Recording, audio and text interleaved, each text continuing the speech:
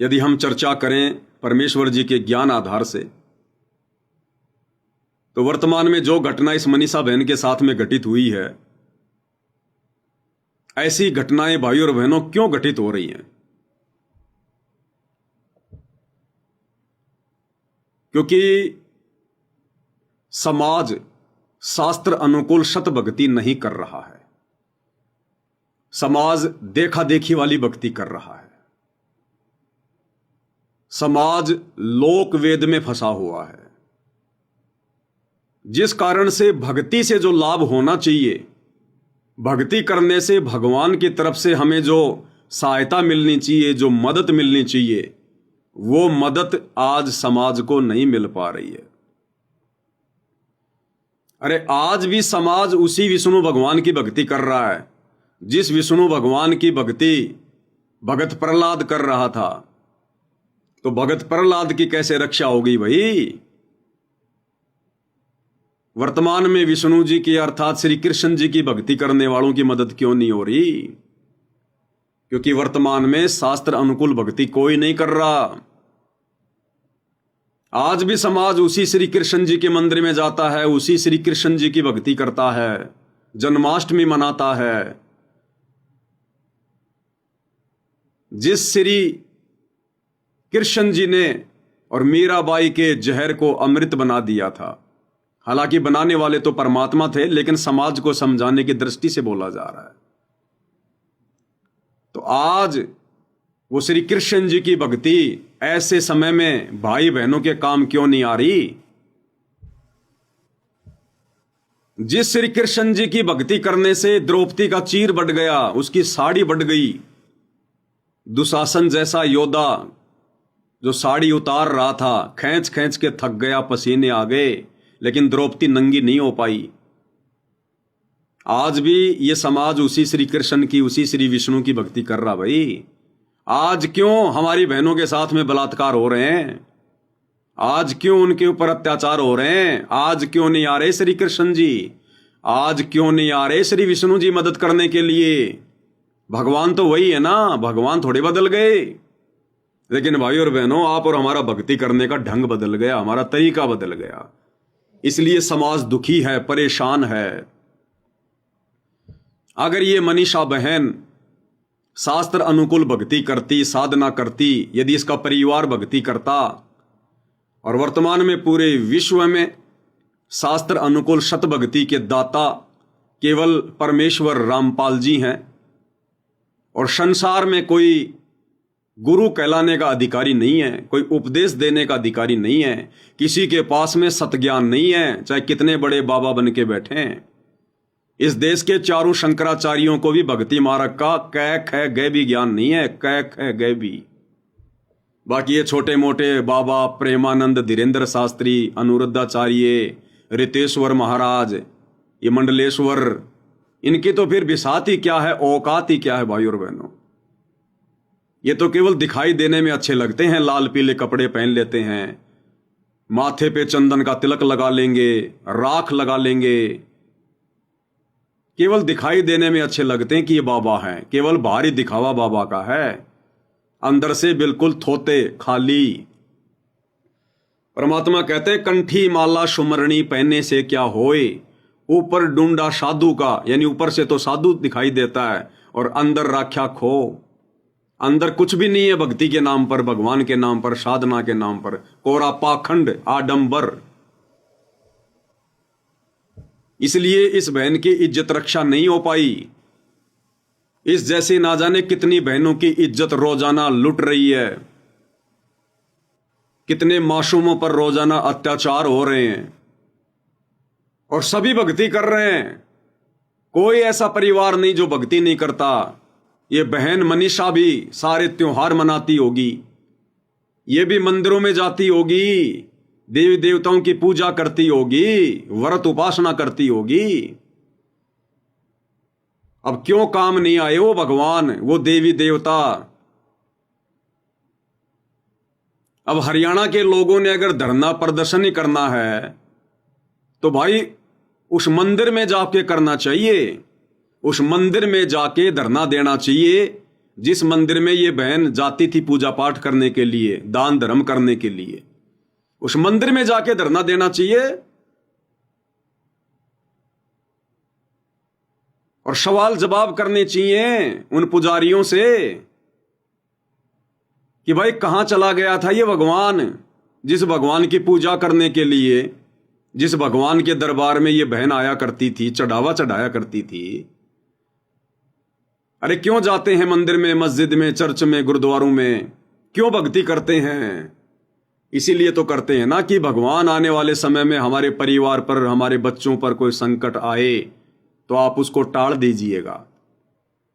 हे परमेश्वर, हम आपके मंदिर में आ रहे हैं, हम आपको भोग लगा रहे हैं, हम यहां पर दान दक्षिणा कर रहे हैं, हम धर्म कर रहे हैं, ताकि हमारे ऊपर कोई संकट आए तो आप उसे पहले ही नष्ट कर दो।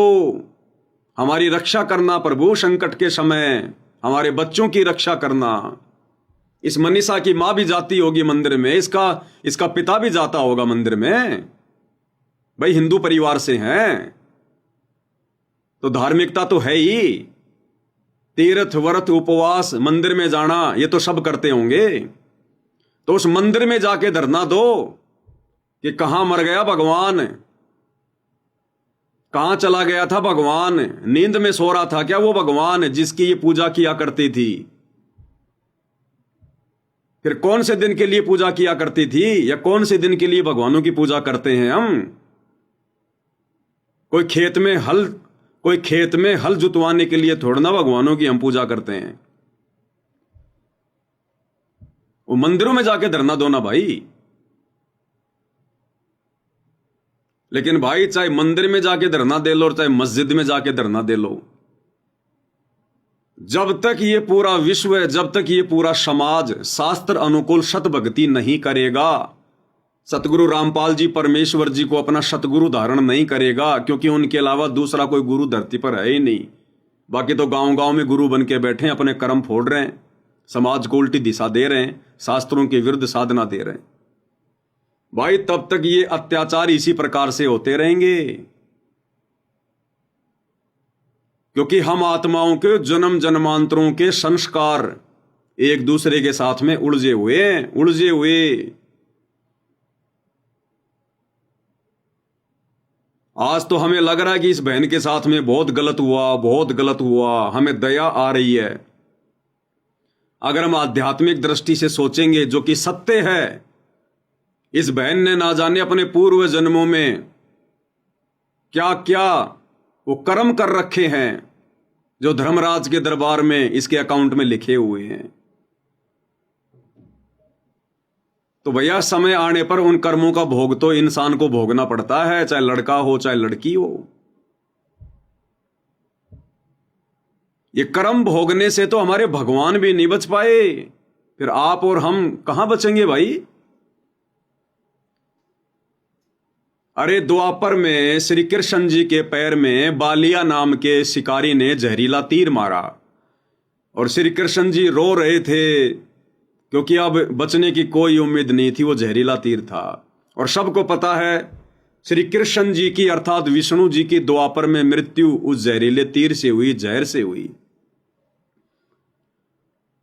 और जब तीर लगा धोखे से, तो वो बालिया नाम का शिकारी दौड़ते दौड़ते आया और उसको भगवान पे बड़ी दया आई।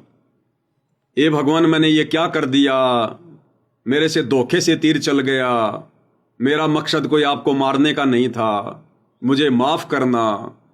तो क्या कहा था श्री कृष्ण जी ने कि बालिया ये तेरा दोष नहीं है भाई, तूने अपना हिसाब किताब पूरा कर लिया, तूने अपना हिसाब किताब पूरा कर लिया। तो बालिया ने कहा कि भगवान मेरा और आपका क्या हिसाब किताब, मैं एक भिखारी आदमी और आप द्वारिकाधीश। तब श्री कृष्ण जी ने कहा कि भाई त्रेता युग में मैं राजा दशरथ का बेटा रामचंद्र बन के आया था और तू उस समय सुग्रीव का भाई था बाली, और भाई मैंने भी उस समय तेरे को पेड़ की ओट लेकर धोखे से तीर मारा था और मरते मरते तूने कहा था कि भाई मैंने तेरा क्या बिगाड़ दिया, हम दोनों भाइयों का आपस का झगड़ा था, तूने बीच में आकर मुझे तीर क्यों मारा धोखे से, इसका बदला कब देगा? क्योंकि बदला कहीं न जात है तीन लोक के माँ, और सतगुरु मिले कबीर से तो सारे झंझट मिट जा। तो जब बाली ने पूछा कि भैया इसका बदला मुझे कब दोगे, तब श्री रामचंद्र जी ने कहा था कि द्वापर युग में मैं श्री कृष्ण के रूप में आऊंगा और उस समय तू भाई अपना बदला लेगा। तो हमारे तीन लोक के भगवान ये भी अपने जो कर्म है वो नहीं काट सकते, इनको भी अपने पूर्व जन्मों में की गई उन गलतियों की सजा भोगनी पड़ती है। तो इसी प्रकार ये जो बहन मनीषा है, इसका ये पहला जन्म थोड़ी है। हम सभी आत्माएं सतलोक से अपने बाप से बिछुड़ के आई हैं, और जब से हम सतलोक से आए हैं हमारे अनंत जन्म हो चुके हैं, अनंत गिनती नहीं है। और ना जाने ऐसे ही किसी जन्म में इस बहन ने भी ना जाने कितने निर्दोषों को मारा होगा, कितनों का बलात्कार किया होगा, जब इसको पुरुष का जन्म प्राप्त था। तो भाई ये जो आध्यात्मिक है ना, दुनिया अभी से दूर बैठी हुई है, और बिना अध्यात्म के लोग इसी प्रकार से दुख में दुखी हो रहे हैं, सुख में सुखी हो रहे हैं। अगले पल ना जाने क्या घटना घटित हो जाए, कोई भरोसा नहीं है। तो यहां कोई भी प्राणी है वो अपने कर्मों का भोग भोग रहा है, अपने कर्मों का। अरे कम से कम रामायण पढ़ के तो शिक्षा ले लो, श्री रामचंद्र जी की जीवनी को पढ़ के तो शिक्षा ले लो, श्री कृष्ण जी की जीवनी को पढ़कर तो शिक्षा ले लो भाई और बहनों। और ये घटनाएं भाई और बहनों आने वाले समय में तेजी से ये बढ़ेंगी, तेजी से। और ये नहीं रुक सकती ये घटनाएं, ना पुलिस प्रशासन से रुक सकती। अगर रुकनी होती तो रुक जाती। पुलिस प्रशासन बहुत ज्यादा सख्ताई करता है, उनकी मार पिटाई भी करता है जो लोग इस प्रकार के घटिया कर्म करने के बाद में पकड़े जाते हैं। लेकिन फिर से ऐसी घटनाएं घटित हो जाती हैं, क्योंकि भैया सब कुछ मन करवा रहा है। मन यानी ये काल करवाता सब कुछ। ऐसे घटिया कार्यों को अंजाम देते समय ये मन नहीं डरता, ये जीव नहीं डरता, क्योंकि उस समय बुद्धि पर काल सवार होता है। हमारे एक दूसरे के संस्कार आपस में उलझे पड़े, एक लेवा एक देवा दोतम, कोई किसी का पिता नहीं पुतम, ऋण संबंध जुड़े सब नाता, अंत समय सब बारा बाटा। यहां हर प्राणी अपने कर्म भोगता, अपने कर्म। और ये समाज, ये दुनिया अध्यात्म से अपरिचित है, शास्त्रों से अपरिचित है। और ये जगह जगह जो नकली पाखंडी धर्मगुरु बैठे हुए हैं अपनी रोजी रोटी के लिए, अपने धंधे के लिए, इन्हें खुद नहीं पता इन शास्त्रों का, शास्त्रों के निष्कर्ष का, ज्ञान का। समाज को क्या खाक बताएंगे, जिस कारण से ये समाज बेचारा शास्त्रों के विरुद्ध भक्ति कर रहा है, गीता और वेदों के विपरीत भक्ति कर रहा है, जिस कारण से भक्ति करते करते भी, पूजा पाठ करते करते भी ऐसी जघन्य घटनाएं आए दिन होती रहती हैं। क्यों नहीं टाल रहा भगवान? अरे भक्ति से तो आपत्तियां टलनी चाहिए भाई, भक्ति से तो हमें सुख होना चाहिए, हमारे घर में सुख शांति आनी चाहिए। और इस मनीषा के घर में तो भाई कहर टूट गया, कहर। कौन माता पिता बर्दाश्त करेगा अपने संतान के साथ जब ऐसा होता है? तो क्या इसके माता पिता भक्ति नहीं करते थे क्या? मंदिर में नहीं जाते थे क्या? व्रत नहीं करते थे क्या? 11-12 अमावस्या नहीं मनाते थे क्या? बाबा श्याम जी के नहीं गए क्या कभी? मेहंदीपुर के बालाजी के नहीं गए क्या कभी? सारी पूजा पाठ करते हैं, उसके बावजूद भी उनमें से एक भी देवी देवता ने आकर इस परिवार की मदद नहीं की, इस परिवार की रक्षा नहीं की। अन्यथा तो भगवान तो आपत्तियां टालता है। अरे भगवान नाम है सुख का, जो सुख दे दुख ना दे उसको कहते भगवान, परमात्मा। लेकिन वर्तमान में समाज सतगुरु रामपाल जी परमेश्वर जी के सत्संग ना सुन पाने के कारण, उनके द्वारा समाज को दी जा रही शास्त्र अनुकूल साधना ना करने के कारण शास्त्र विरुद्ध साधना पर लगा हुआ है।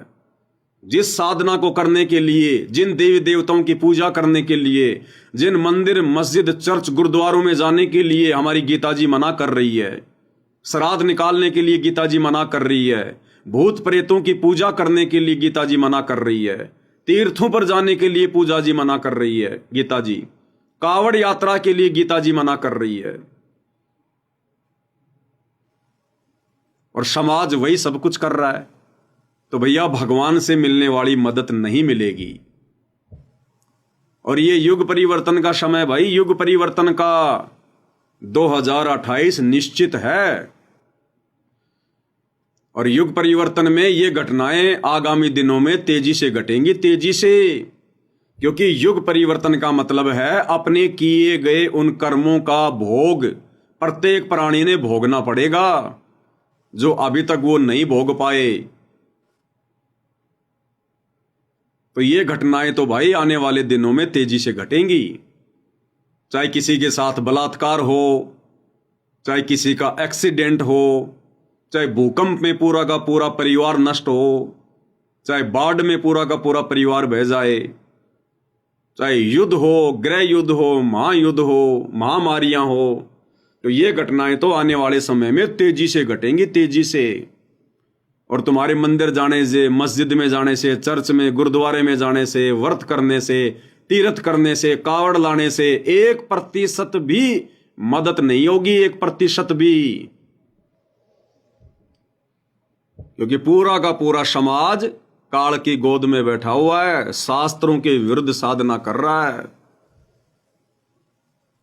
और ये बहन यदि सतगुरु रामपाल जी की शरण में होती, जो भक्ति साधना हम भाई बहन कर रहे हैं सतगुरु रामपाल जी से उपदेश लेकर, शास्त्र अनुकूल साधना, यानी जो भक्ति करने का आदेश हमारे धर्म ग्रंथ हमें देते हैं, यदि ये बहन वो भक्ति कर रही होती, और उस भक्ति को करवाने वाले पूरे विश्व में केवल सतगुरु रामपाल जी हैं और दूसरा कोई नहीं है, और यदि मर्यादाओं में रहकर जो नियम, जो मर्यादा परमेश्वर रामपाल जी बताते हैं, उन मर्यादाओं में रहकर यदि यह बहन आज भक्ति कर रही होती, आज इस बहन का वो संस्कार जो इसके भाग्य में लिखा हुआ था, परमात्मा उसको टाल देते। परमात्मा कहते हैं, 100 छल छिद्र मैं करूं जन अपने के काज, यानी अपने भगत के लिए मैं कुछ भी हेरा फेरी कर सकता हूं, कुछ भी। हिरणाकुश उदर विदारिया नरसिंह ज्यों धर ल्यूं साज, जैसे अपने भगत प्रहलाद को बचाने के लिए कबीर परमेश्वर रामपाल जी खंबे से प्रकट हो गए, नरसिंह रूप धारण कर लिया।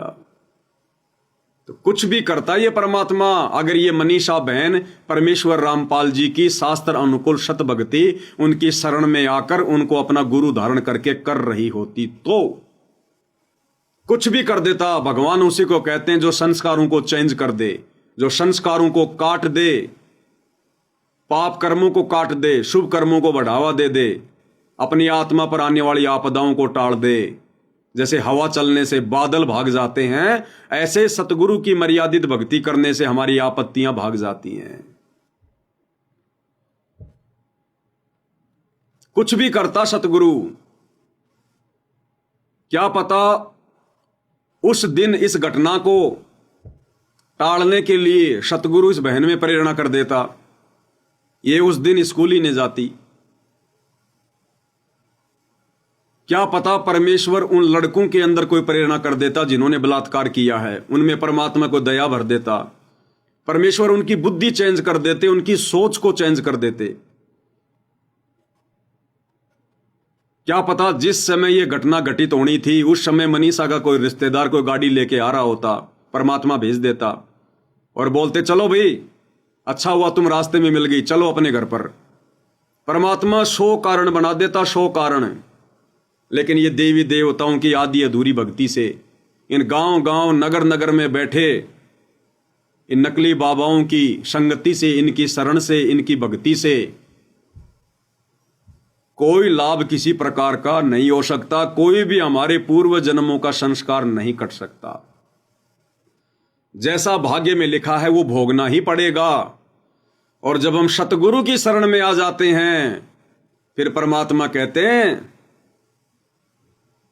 फिर परमेश्वर की वाणी है कि माशा घटे ना तिल बदे, विधाता लिखे जो लेख। विधाता यानी सतगुरु की शरण में जो व्यक्ति नहीं होता है, और जब उसको मनुष्य शरीर प्राप्त होता है तो उसका एक भाग्य बना के धर्मराज के द्वारा भेजा जाता है।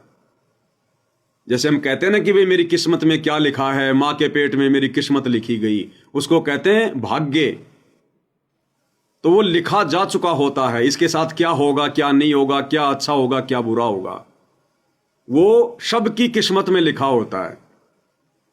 तो कहते हैं जब तक हमारे को पूर्ण सतगुरु नहीं मिलता, उसकी शास्त्र अनुकूल साधना नहीं मिलती है, उस समय तक वही हमारे साथ में होगा जो हमारे भाग्य में लिखा हुआ है। उसमें माशा घटे यानी जरा सा भी उसमें रति भर भी घट नहीं सकता। माशा घटे ना तिल बदे, तिल यानी तिल का दाना जो आता है, तिल जिसका तेल निकाला जाता है, तिल कहते हैं इतना भी संस्कार आपका ना घट सकता ना बढ़ाया जा सकता। चाहे आप कितनी देवी देवताओं की पूजा कर लो, कितने मंदिर में जाओ, कितने कावड़ लेके आओ, जब तक आप सच्चे सतगुरु की शरण में नहीं आओगे, आपके भाग्य में जो लिखा है उसमें मासा घटे ना तिल बदे, विधाता लिखे जो लेख। लेकिन साचा सतगुरु मेट कर ऊपर मारे मेख। लेकिन जब हम सच्चे सतगुरु की शरण में आ जाते हैं तो सतगुरु हमारे भाग्य में लिखे हुए उन कुकर्मों को काट देता है, मिटा देता है, और सतगुरु अपनी तरफ से शुभ कर्म उसमें लिख देता है, जोड़ देता है, और ऊपर मेख मार देता है, ठप्पा लगा देता, अपनी मोहर लगा देता है। तो भाई और बहनों, जब तक ये समाज सतगुरु रामपाल जी परमेश्वर जी के सत्संग नहीं सुनेगा, उनके प्रवचन नहीं सुनेगा, उनकी संगति नहीं करेगा और शास्त्रों के अनुसार सत भक्ति नहीं करेगा, तब तक भाई ये इसी प्रकार से दुखी रहेगा, मरता रहेगा। ये कुक्रम, ये घटनाएं इसी प्रकार से तेजी से घटेंगी, तेजी से। पुलिस प्रशासन कुछ नहीं कर सकता। अरे सरकार या प्रशासन किसी का भाग्य चेंज नहीं कर सकते, किसी के कर्मों में फेरबदल नहीं कर सकते। जब श्री रामचंद्र जी अर्थात श्री विष्णु जी अपने खुद के उन कर्मों में फेरबदल नहीं कर सके, त्रेता में बाली मारा धोखे से, द्वापर में धोखे से पैर में जहरीला तीर खाना पड़ा। जब भाग्य में लिखे हुए संस्कार को, घटनाओं को हमारे भगवान नहीं काट सकते, तो पुलिस प्रशासन कैसे काट देगा, सरकार कैसे काट देंगी? ये तो संत काटेगा, पूर्ण संत, पूर्ण परमात्मा, सतगुरु। और सतगुरु से यदि हम लोग पीठ मोड़ के बैठे रहेंगे तो भाई इसी प्रकार से दुखी रहेंगे, इसी प्रकार से। इसलिए सभी भाई बहनों से निवेदन है, प्रार्थना है, अगर आने वाले युग परिवर्तन के समय में, जो कि शुरू हो चुका है, 2028 लास्ट है, ये 4 साल पूरे विश्व के बहुत भयंकर तरीके से गुजरेंगे। अब शांति नाम की आगे कोई चीज नहीं होगी। अगर उस युग परिवर्तन के दौरान यदि भाई और बहनों अपनी और अपने परिवार की सुरक्षा चाहते हैं तो सतगुरु रामपाल जी परमेश्वर जी के प्रवचन सुनना शुरू कर दो। परमेश्वर फिर कुछ भी करेगा, ऐसी घटनाओं को अंजाम नहीं होने देगा। जैसे 12 अगस्त 2025 को मुझ पवन दास की हिसार कोर्ट में पेशी थी, वीडियो अभी आपने देखा, एक बार फिर से आपको दिखाते हैं। ये 12 अगस्त 2025 की घटना है। मुझ पवन दास पर काल प्रेरित सतलोक आश्रम मैनेजमेंट हरियाणा वालों ने परमेश्वर रामपाल जी को मानुष समझकर एक झूठा मुकदमा लगवाया हुआ है। मैं पवन दास और जयपुर से 2 भाई, ये जो आ रहे हैं वीडियो में, मुकेश दास और मनोज दास, हम हिसार की तारीख पर गए हुए थे और सतलोक आश्रम वालों ने मुझे मारने की, मेरा मर्डर करने की उस दिन पूरी प्लानिंग कर रखी थी। ये लोग देखो हो गए इकट्ठा, लेकिन परमेश्वर ने मुझे बचाया। अभी एक जो गाड़ी जाएगी इधर से, ये गई ये वाली गाड़ी। परमेश्वर ने 100 छल छिद्र किया मुझे बचाने के लिए, इन गुंडों से, इन दरिंदों से, इन बदमाशों से, जो भगत के वेश में भेड़िए बनकर घूम रहे हैं, ये सतलोक आश्रम वाले। इन दरिंदों से परमेश्वर ने मुझे बचाया, सो छल छिद्र किया परमात्मा ने, क्योंकि उनके आशीर्वाद से मैं उनकी मर्यादित भक्ति पर लगा हुआ हूं। मैं पवनदास अपने पूज्य गुरुदेव भगवान के प्रति पतिव्रता उस पद पर रहते हुए पूर्णतया समर्पित हूं। मेरे शौपन में भी कोई अन्य देवी देवता आन उपासना नहीं है। मैं शौपन में भी उनकी मर्यादा तोड़ने का विचार नहीं करता, जहां तक मेरी पार बसाती है। तो परमेश्वर ने उस दिन अपने आत्मा के लिए सो छल छिद्र किया। ये तो मारने के लिए जमा हो रहे थे, सारे के सारे गुंडे गाड़ियां लेकर आए थे, उनमें हथियार लेके आए थे। इनकी तो ये प्लानिंग थी कि आज इसका समाप्त करना, आज इसको। लेकिन उस अंतर्यामी सर्वज्ञ जानी जान परमेश्वर परम पूज्य सतगुरु रामपाल जी को इस बात का पता था। और परमेश्वर कहते हैं, जय हमरा भगत पछोड़ी होई तो हमरा नाम ना लेवे कोई। अगर मेरे भक्तों पर आपत्ति आ गई तो मेरा नाम कौन लेगा, फिर भक्ति कौन करेगा, कौन विश्वास करेगा फिर भगवान पर। तो उस दिन परमेश्वर ने सो छल छिद्र किया अपनी आत्मा के लिए, इन दरिंदों से, इन बदमाशों से, सतलोक आश्रम मैनेजमेंट हरियाणा वालों से बचाने के लिए परमेश्वर ने उस पुलिस वाले को भेज दिया और गाड़ी में बैठा के मुझे ले गया। ऐसे परमेश्वर ने दास की रक्षा की। और इन भाइयों का कोई कर्म था और भक्ति में कोई कमी थी, क्योंकि परमात्मा कोई मार पिटाई करके थोड़ा ना कोई ये कर्म कटवाते हैं। परमात्मा तो भक्ति देकर हमारे जो कर्म हैं उनको कटवाने के लिए आए हैं। लेकिन जब तक हमारी भक्ति उस लेवल की नहीं होती है, हमारा विश्वास उस स्तर पर नहीं होता है, और यदि ऐसा कोई हमारे उस भाग्य में संस्कार है, तो परमात्मा उसको हल्के में टाल देता है। तो इसी प्रकार ये जो दो भाई मेरे साथ में गए थे, जिनकी वहां पर उन गुंडों ने, सतलोक आश्रम वालों ने मार पिटाई की उनके साथ में, परमेश्वर ने सूली की सजा कांटे में टाल दी। सूली की सजा कांटे में, अन्यथा वो तो जानवरों की तरह अंधे होके लात घूसे बरसा रहे थे, और ना जाने कहां क्या चोट लग जाए, उसी समय आदमी ढेर हो जाए। लेकिन परमेश्वर रामपाल जी ने इन आत्माओं की भी रक्षा की और एक संदेशा दे दिया इन आत्माओं को कि भैया चिंतन मनन करके जो भी कमी है तुम्हारी मर्यादाओं में या भक्ति में, भले तुम भक्ति को हल्के में ले रहे हो या मर्यादाओं को हल्के में ले रहे हो, या जितनी भक्ति सतगुरु चाहता है उतनी नहीं कर पा रहे हो, तो भाई अपनी उन कमियों पे विचार करो और भक्ति को बढ़ाओ, ताकि आने वाले समय में परमात्मा फूल जितनी चोट भी तुम्हारे ऊपर ना आने दे, फूल जितनी भी। क्योंकि समर्थ जो चाहे सो कर सकता है और धरती पर वर्तमान में प्रकट है, लेकिन कर्म उसी के काटेगा जो उसकी मर्यादाओं में रहकर भक्ति करेगा। तो इस मनीषा बहन की भी यदि ये सतगुरु रामपाल जी परमेश्वर जी की शरण में होती, भक्ति कर रही होती, मर्यादा में होती, तो परमेश्वर सो छल छिद्र करता, इस बहन की जान बचाता। इसलिए भगवान की भक्ति की जाती है, इसलिए परमात्मा के लिए आत्मा युगों युगों से तड़प रही है। इसलिए हमारे साधु संत महात्मा त्रेता में, द्वापर में घर बार छोड़ के जंगलों में जाकर, गुफाओं में जाकर परमात्मा प्राप्ति के लिए अपना शरीर तक नष्ट कर दिया करते थे, क्योंकि उन्हें पता था कि भगवान एक ऐसी वस्तु है, परमात्मा एक ऐसी वस्तु है, अगर वो प्राप्त हो जाए तो फिर हमारे ऊपर दुख नहीं आएंगे, फिर परेशानियां नहीं आएंगी। लेकिन भाई और बहनों, वर्तमान में पूरा का पूरा विश्व काल प्रेरणा से, भक्ति और भगवान की परिभाषा से सैकड़ों कोस दूर बैठा है, और काल ने जगह जगह अपने साधु संत महात्मा आचार्य शंकराचार्य भेजकर आत्माओं को भक्ति और भगवान के नाम पर भ्रमित कर रखा है, उल्टी साधनाओं पर लगा रखा है, शास्त्र विरुद्ध साधनाओं पर लगा रखा है। इसलिए वर्तमान में समाज को विचार करना चाहिए, चिंतन मनन करना चाहिए। सोशल मीडिया का जमाना है, विज्ञान का जमाना है, टेक्नोलॉजी दी है भगवान ने, विचार करो भाई, ये बकवाद करने के लिए नहीं दी परमात्मा ने। सारा दिन मोबाइल में शॉर्ट वीडियो, रील वगैरह, अश्लील वीडियो, फोटो, दुनिया भर की फिल्में, गाने जो तुम सुनते रहते हो, इससे हमारे इससे हमारे ये कर्म बिगड़ रहे हैं। हमारे कर्म नहीं बन रहे, हमारे कर्म बिगड़ रहे हैं। और जितने ज्यादा हमारे ये कर्म बिगड़ेंगे उतनी ज्यादा घटनाएं आने वाले दिनों में हमारे साथ घटित होंगी। और ये बिगड़े हुए कर्म युगों युगों के या वर्तमान के ये साधु संत महात्मा जो बैठे हैं लाल पीले कपड़े पहन के, मीठे मीठे प्रवचन देने वाले, इनके पास में वो साधना नहीं है, वो जड़ी बूटी नहीं है जो इन कर्मों को काट सके। इसलिए भाई ये समय युग परिवर्तन का है, 2028 लास्ट है और आने वाले 4 वर्षों में जो घटनाएं घटित होंगी देश दुनिया में, हम उनकी कल्पना भी नहीं कर सकते। कल्पना भी।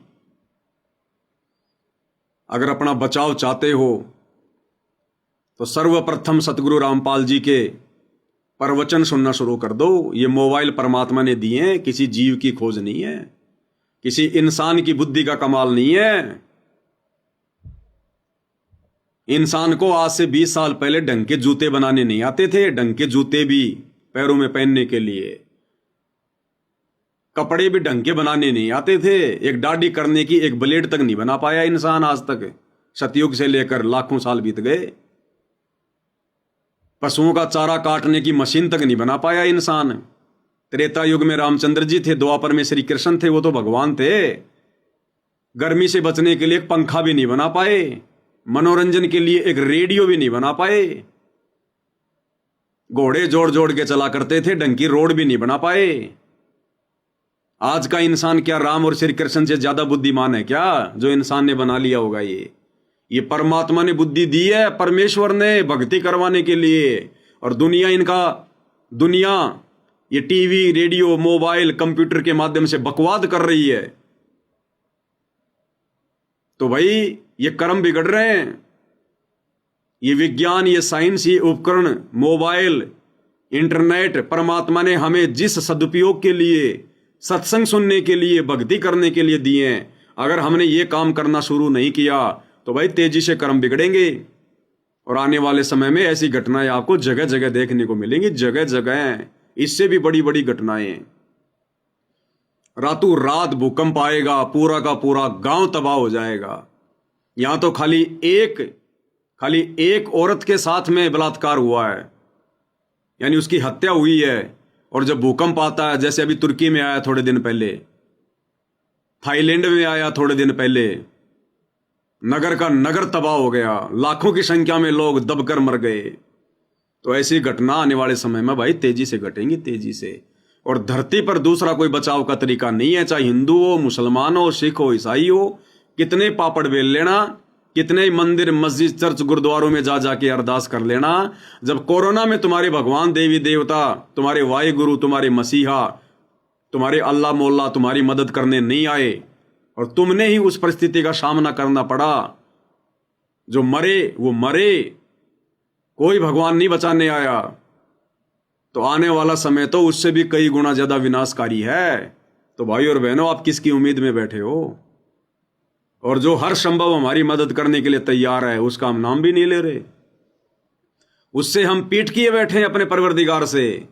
तो भाई वो हिंदुओं का भगवान, मुसलमानों का अल्लाह, सिखों का वाहिगुरु, ईसाइयों का मसीहा, आज धरती पर परमेश्वर रामपाल जी के रूप में सहशरीर प्रकट है। इंसानों को समझाने के लिए भगवान सिर पर सींग लगा के नहीं आएगा, इंसानी बन के आएगा। और गुरु रूप में आता है परमात्मा। गुरु यानी ज्ञान देगा, पहले ज्ञान देगा, जानकारी करवाएगा, और उसके बाद फिर हमने उनके शरण में आना पड़ता है। जैसे रामचंद्र जी ने वशिष्ठ को गुरु बनाया, श्री कृष्ण जी ने दुर्वासा को गुरु बनाया। अरे 33 करोड़ देवी देवताओं का गुरु भी कौन है? बृहस्पति। अरे राक्षस भी बिना गुरु की भक्ति नहीं करते, राक्षसों का भी गुरु है शुक्राचार्य। और आप और हम 2-4 ये पुस्तकें पढ़ के छोटी मोटी कोई नौकरी लग गया, खुद को ही गुरु समझने लग गया, खुद ही भगवान बन बैठा। 2 टाइम की रोटी टाइम पे मिलने लग गई, खुद ही हम भगवान बन गए, भगवान की जरूरत ही नहीं रही। और जब ऐसी घटनाएं घटित होती हैं, उस समय कहां जाती है तुम्हारी शिक्षा? उस समय कहां जाता है तुम्हारा दिमाग?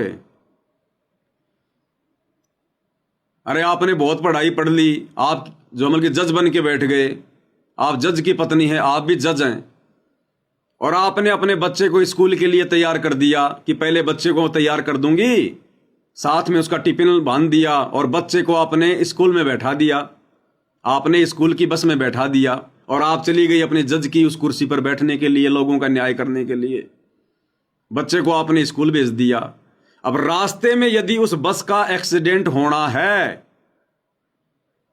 आप भले दुनिया का न्याय करते हैं, जज हैं, आप अपने बच्चे का न्याय नहीं कर सकते, आप नहीं बचा सकते उस घटना से अपने बच्चे को। कहते हैं ना कि मौत और जीवन जज के हाथ में होता है, कुछ नहीं होता है। जब उस जज का एक्सीडेंट होता है तब क्यों नहीं अपना जीवन बचा पाता? तो जहां पर माता पिता भी कुछ नहीं कर सकते, जहां पर राजा भी कुछ नहीं कर सकता, वहां पर परमात्मा का काम होता है, परमात्मा का। इसलिए भगवान की आवश्यकता होती है, इसलिए दुनिया भगवान के लिए दौड़ रही है। लेकिन काल ने जगह जगह जगह जगह ये नकली साधु संत महात्मा बैठा दिए, उल्टा ज्ञान प्रचार करने वाले। सच्चे संत तक तो ये पहुंचने नहीं देते। और भाई ये बड़े भाग्य से मिलता है, ये परम संत, पूर्ण संत, ये परमात्मा, इनकी भक्ति, परमेश्वर रामपाल जी की शत भक्ति, बड़े भाग्य से। सकल पदार्थ है जग माही और भाग बिना नर पावत नाही। अगर ये बहन मनीषा परमेश्वर रामपाल जी की शरण में होती, आज इसका बाल भी बाका नहीं होता, बाल भी बाका।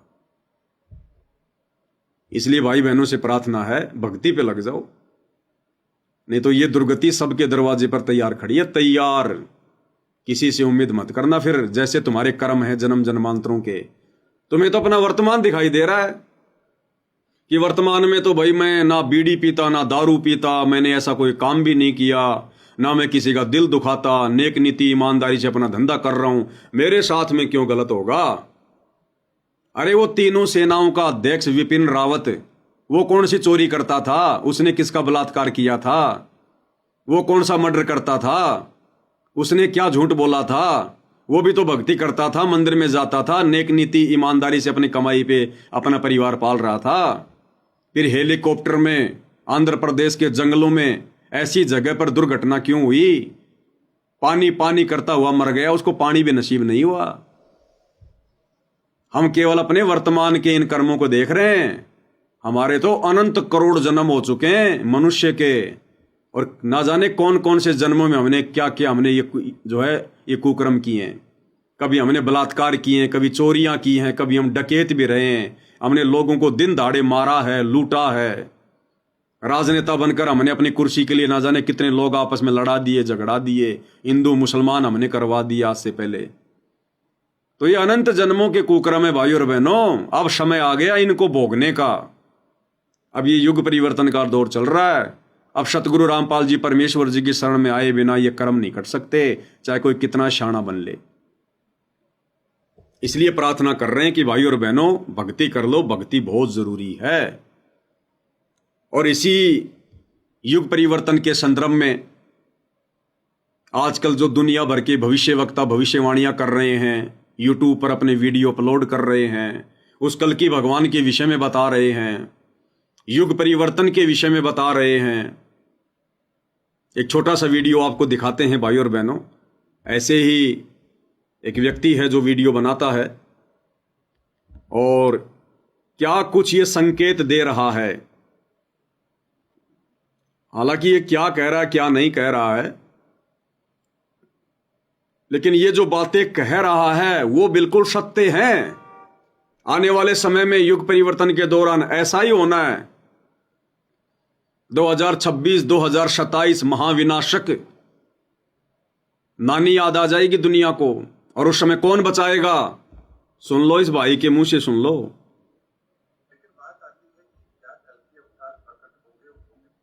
क्योंकि पूरी दुनिया उस कल की भगवान के पीछे भाग रही है ना। कल की भगवान, कल की भगवान, उस कल की भगवान के अलावा दुनिया को कोई बचा नहीं सकता है। तो भाई ये भविष्य वक्ता क्या जानकारियां दे रहे हैं, क्या बता रहे हैं, हम लोगों ने विचार करना चाहिए। वो कल की भगवान जिसके विषय में ये भविष्य वक्ता बता रहे हैं, वो कल की भगवान और कोई नहीं, स्वयं परमेश्वर रामपाल जी हैं। बहुत सारे भाई बहन कह देते हैं कि ये पवनदास अपने गुरु जी को विष्णु जी का 10वां अवतार बता रहा है, कल की बता रहा है। अरे वो कल्कि नहीं है, असल में उसका नाम है निकलंक। निकलंक जो राजा हरिश्चंद्र जी की आत्मा होगी, उड़ीसा के शंबल नगरी में आएगा। वो तो बहुत लास्ट में आएगा। कलयुग 4,32,000 वर्ष का है। 4,32,000 वर्ष का। अभी तो खाली 5,500 वर्ष बीते। वो तो 2-3 लाख वर्ष बाद आएगा। अभी वो राजा हरिश्चंद्र की आत्मा, पूज्य गुरुदेव जी ने बताई, वो स्वर्ग में बैठा है, अभी तो आनंद ले रहा है। वो तो लाखों साल बाद आएगा निकलंक रूप में, विष्णु का 10वां अवतार बनकर। अभी तो कलयुग ढंग से शुरू भी नहीं हुआ है। तो वर्तमान में जिस कल्कि की चर्चा हो रही है, तो दुनिया वाले पागल हैं क्या जो विष्णु के उस कल्कि अवतार की बातें कर रहे हैं? क्या उनको नहीं पता? लेकिन वर्तमान में जो कल्कि आएगा वो है इस कलयुग का भगवान, वो परम शक्ति, वो है परमेश्वर रामपाल जी, जो आ चुके हैं, प्रकट हो चुके हैं 8 सितंबर 1951 के दिन संकट मोचन बनकर। ये देवी देवता संकट मोचन नहीं है, हनुमान जी संकट मोचन नहीं है। असली संकट मोचन, संकटों का नाश करने वाला, विनाश करने वाला, वो कबीर परमात्मा है, जो वर्तमान में सतगुरु रामपाल जी के रूप में धरती पर प्रकट हैं। इनकी शरण में आने से हमारे संकटों का मोचन होगा। तो ये है वो रियल कल्कि, यानी इस कलयुग में अवतार, इस कलयुग का भगवान, ना कि विष्णु का अवतार। वो तो लास्ट में आएगा। तो क्या कुछ कह रहा है ये भाई, विचार कर लेना। 2 मिनट का वीडियो है और सब कुछ ऐसे घटित होना है, सब कुछ ऐसे ही घटित होना है जैसे ये भाई बता रहा है। और बचाव का तरीका केवल सतगुरु रामपाल जी हैं, उनकी भक्ति, उनकी शरण है, दूसरा धरती पर नहीं है। तो कब होंगे, हमारे सामने कब आएंगे? तो ग्रहों की स्थिति के आधार पर मैं आपको एक बात जरूर बता देता हूं कि 2027 तक या 2027 के बाद में, अगर हम ब्रॉड वे में सोचे तो 2027 के बाद की ही बात लेते हैं कि 2027 के बाद में इस दुनिया को इस बात का पता तो चल चुका होगा कि आखिर वो अवतारी पुरुष है कौन। क्योंकि 2027 तक इस संसार को इस महाविनाश से जो नुकसान होना होगा वो हो चुका होगा। दुनिया अपने नुकसान को देख चुकी होगी, जनसंख्या में जो कमी आनी होगी वो आ चुकी होगी, महायुद्ध जो होना होगा वो हो चुका होगा, मानवता को जो नुकसान होना है वो हो चुका होगा, और ये धरती अब उस नुकसान की भरपाई के लिए अपने आप को तैयार कर रही होगी। ये दृश्य होगा 2027 का। और उस समय पर जो भी इस दुनिया को राह दिखाएगा, मेरे ज्योतिषीय आकलन से और शास्त्र ग्रंथों में वर्णित उन रहस्यों को यदि हम समझना चाहें तो 2027 के बाद में जो इस दुनिया को राह दिखाएगा वही कल्कि अवतार है। क्योंकि उसके पश्चात ये दुनिया एक नई विचारधारा को फॉलो करेगी। वो विचारधारा कैसी होगी, उसके बाद दुनिया कैसे चलेगी, लोकतंत्र होगा या कुछ और होगा, ये समय बताएगा। लेकिन 2027 तक ये दुनिया अपने त्रासदी को देख चुकी होगी और कल्कि अवतार के संदर्भ में जो भ्रम है वो भी दुनिया के दूर हो चुके होंगे। और 2027 के बाद दुनिया ये समझ चुकी होगी कि वर्तमान में कल्कि अवतार कौन है और उन्होंने इस संसार को आगे बढ़ाने के लिए, मानवता की रक्षा के लिए जो करना है वो क्या करने वाले हैं, किस तरह से करने वाले हैं, ताकि संसार का आने वाला समय सही रहे, मानवता सुरक्षित रहे और ये दुनिया प्रगति के रास्ते पर चलती रहे। ये सब कुछ होगा लेकिन 2027 के बाद होगा। इसीलिए कल्कि अवतार के संदर्भ में जो लोगों के भ्रम है, मैंने उस भ्रम को दूर करने की कोशिश की है। क्योंकि शास्त्रों में कहीं भी कोई बात लिखी गई है तो उसके पीछे एक बहुत बड़ा गूढ़ रहस्य होता है। और यदि हम शब्द का अर्थ निकालेंगे तो कई बार अर्थ का अनर्थ होता है, लेकिन शब्द के मर्म को अगर समझेंगे तो उसके सही रहस्य तक हम जरूर पहुंच पाएंगे। तो भाई और बहनों, 2026 और 2027 ये दुनिया के लिए सबसे बड़े विनाशकारी वर्ष हैं। जो भी कुछ होना होगा वो इन 2 वर्षों में हो लेगा। और उसके बाद जो इस दुनिया को एक नई राह दिखाएगा, नया रास्ता दिखाएगा, वही होगा कल की भगवान। और वो रास्ता दिखाने वाला कोई और नहीं होगा। वो रास्ता तो सन 1994 से परमेश्वर रामपाल जी दिखा रहे हैं। लेकिन अभी दुनिया का भाग फूटा पड़ा है, दुनिया की किस्मत फूटी पड़ी है। शकल पदार्थ है जग माही, भाग बिना नर पावत नाही। इसलिए उस परम संत को दुनिया पहचान नहीं रही है। उनके विषय में उल्टा बोलकर, झूठा बोलकर, गंदा गंदा बोलकर और ज्यादा दुखी होने के लिए अपने कर्म बिगाड़ रही है। तो 2027 के बाद जो दुनिया को राह दिखाएगा वही होगा कल की भगवान। और वो एकमात्र राह दिखाने वाला महापुरुष परमेश्वर रामपाल जी हैं, इसके अलावा कोई नहीं है। और जो समय रहते उनकी शरण में आ जाएंगे, उनके प्रवचन आज से ही सुनना शुरू कर देंगे यूट्यूब पर जेब से मोबाइल निकाल कर।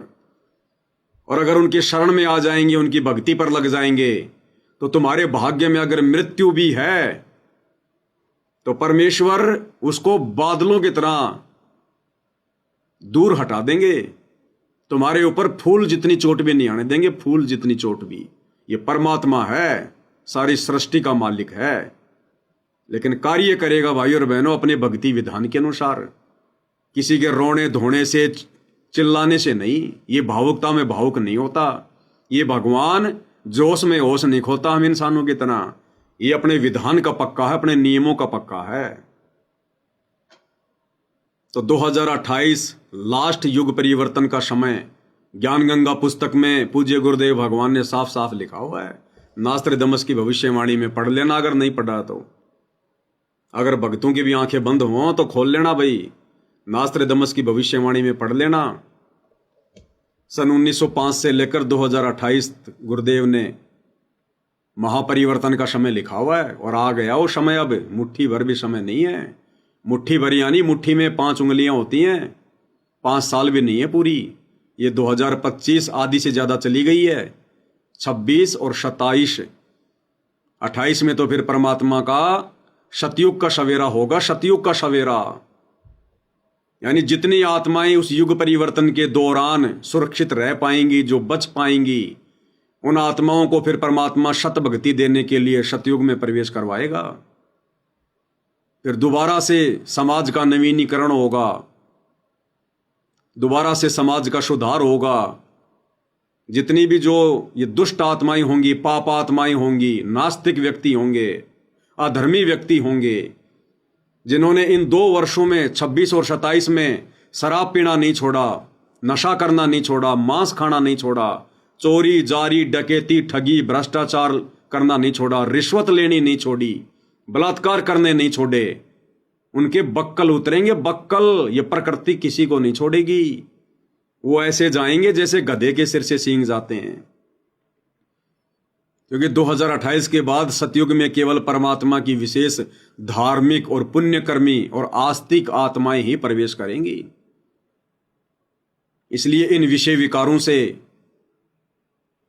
नशे से, मांसाहार से, चोरी जारी ठगी रिश्वतखोरी मिलावट काला बाजारी भ्रष्टाखोरी जितना जल्दी दूर हो जाएं उतना ही हमारा फायदा है। नहीं तो खुद तो डूबेंगे सो डूबेंगे, अपने परिवार को भी लेकर डूबेंगे। परिवार को भी, जिस परिवार को पालने पोषने के लिए आज हम ये चोरी जारी ठगी रिश्वत भ्रष्टाचार कर रहे हैं।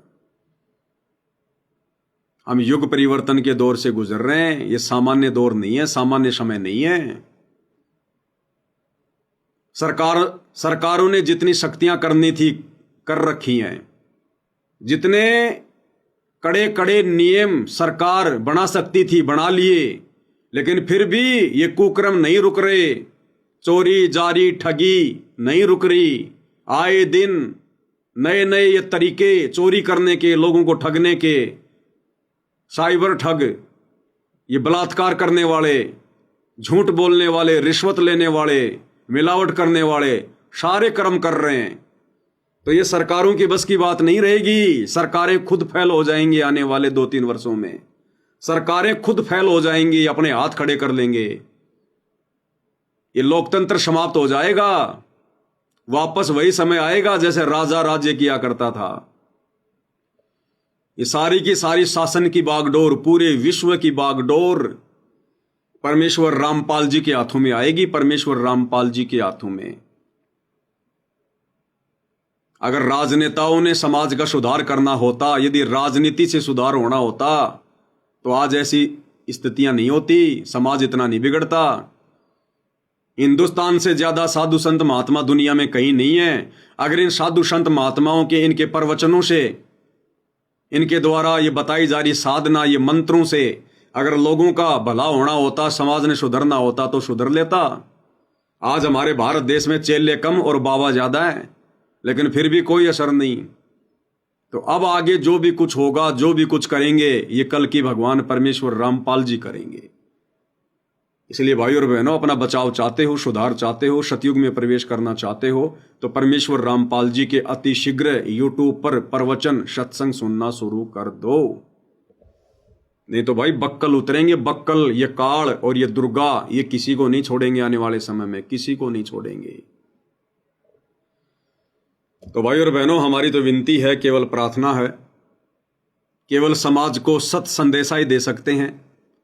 मानना या ना मानना ये भाई अपने अपने भाग्य पर निर्भर करेगा, अपनी अपनी किस्मत पर निर्भर करेगा, क्योंकि ये पूर्ण ब्रह्म परमेश्वर रामपाल जी की सत भक्ति करना हर किसी के भाग्य में नहीं होता। भाई और बहनों, कोई शुभ कर्मी, कोई पुण्य कर्मी, विशेष आत्मा होंगी जो इस परमेश्वर के प्रवचन सुनेंगी।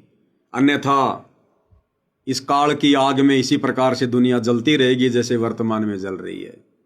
सुबह घर से निकल गए राजा बाबू बन के, शाम को घर वापस लौटेंगे नहीं लौटेंगे कोई भरोसा नहीं है। फिर भी आदमी की सुरती 7वें आसमान पर है, पता नहीं क्या क्या वो प्लानिंग करके बैठा है।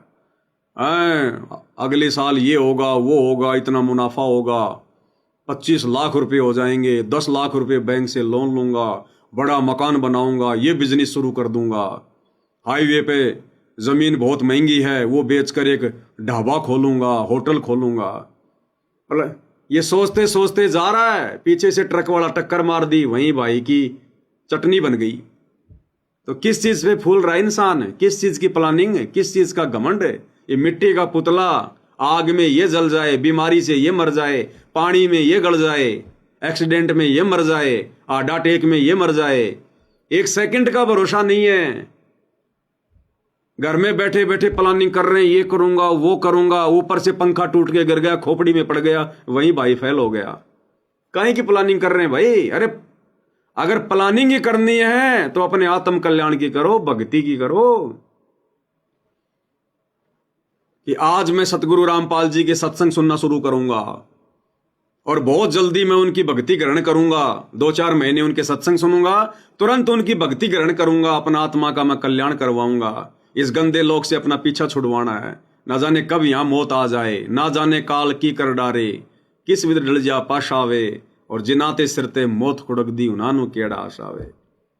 एक सेकंड का भरोसा नहीं यहां पर, और 50 साल आगे की हम ठेकेदारी ले रहे हैं बिना ज्ञान के, संतों के अभाव में, शास्त्र अनुकूल साधना के अभाव में, भक्ति के अभाव में। तो भाई ये पूर्ण भक्ति, शास्त्र अनुकूल सत भक्ति लेकर स्वयं परमेश्वर कबीर जी सतलोक से चलकर 8 सितंबर 1951 को परमेश्वर रामपाल जी के रूप में धरती पर प्रकट हैं। अपना आत्म कल्याण चाहते हो तो भाई आज से ही सत्संग सुनना शुरू कर दो, नहीं तो बहुत बुंडी बनेगी, बहुत बुंडी, समझ में नहीं आओगी योग्य हो गया। तो भाई और बहनों, आज के वीडियो में केवल इतना ही। कल परमेश्वर फिर मौका देंगे तो उनकी महिमा में उपस्थित होंगे। तो आज की वीडियो में पूज्य गुरुदेव भगवान के आशीर्वाद से केवल इतना ही। गुरुदेव हमें आशीर्वाद दें, सद्बुद्धि दें, हमारा मार्गदर्शन करें, सत भक्ति मार्ग से हमें भटकने से परमेश्वर बचाएं, भक्ति में हमारी श्रद्धा बने, हमारी दृढ़ता और विश्वास बने। गुरुदेव अपना आशीर्वाद पल पल हम सभी सत्सेवक भाई बहनों पर बनाए रखें। एकमात्र हमारी यही उम्मीद, हमारी यही इच्छा उनसे है।